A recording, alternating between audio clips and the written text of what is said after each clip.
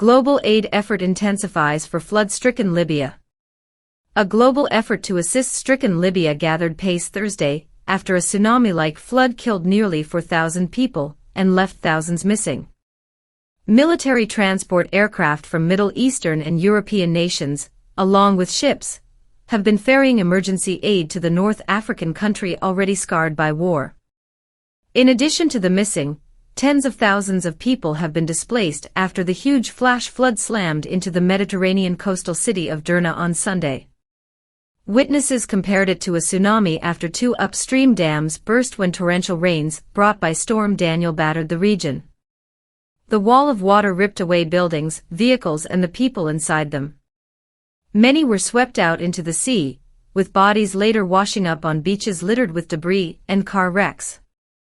It was the second major disaster to hit North Africa in days, after a 6.8 magnitude earthquake killed nearly 3,000 people last Friday in Morocco.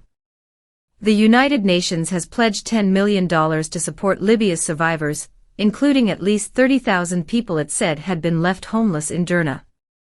That is almost a third of the eastern Libyan city's pre-disaster population. Aid workers will face great challenges. Obstructed, destroyed and flooded roads severely undermine access to humanitarian actors, the International Organization for Migration said, adding there were widespread power outages and communications disruptions. The bridges over River Derna that connect the eastern part of the city to the west have collapsed, the IOM said. Britain announced it was sending an initial package of aid worth up to $1.25 million. London said it was working with trusted partners on the ground to identify the most urgent basic needs, including shelter, health care and sanitation. Abdel Fattah al-Sisi, the president of Libya's neighbor Egypt, ordered the establishment of shelter camps for survivors of the Libyan disaster, according to state media. France was sending around 40 rescuers and tons of health supplies along with a field hospital. Turkey, one of the first to respond, announced Wednesday evening it was sending additional assistance by ship, including 2 field hospitals. A naval vessel from Italy was also expected to be off Libya Thursday to provide logistical and medical support. Landmines. The European Union said assistance from Germany, Romania, and Finland had been sent. Algeria, Qatar and Tunisia have also pledged to help, while the United Arab Emirates sent 2 planes carrying 150 tons of aid. Another 40 tons of supplies took off Wednesday on a Kuwaiti flight.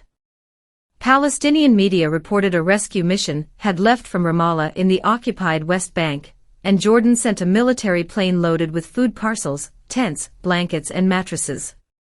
Oil-rich Libya is still recovering from the war and chaos that followed the NATO-backed uprising which toppled and killed longtime dictator Muammar Gaddafi in 2011. The country has been left divided between 2 rival governments, the UN-brokered, internationally recognized administration based in Tripoli, and a separate administration in the disaster-hit east.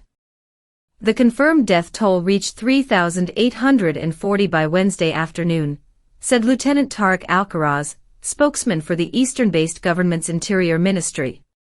The figure includes 3,190 victims who have already been buried and at least 400 foreigners, mostly from Sudan and Egypt, Kharaz told AFP, adding 2,400 people were still missing.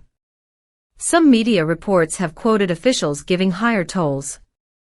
Tamer Ramadan of the International Federation of Red Cross and Red Crescent Societies said earlier that the organization had independent sources saying that the number of missing people is hitting 10,000 persons so far.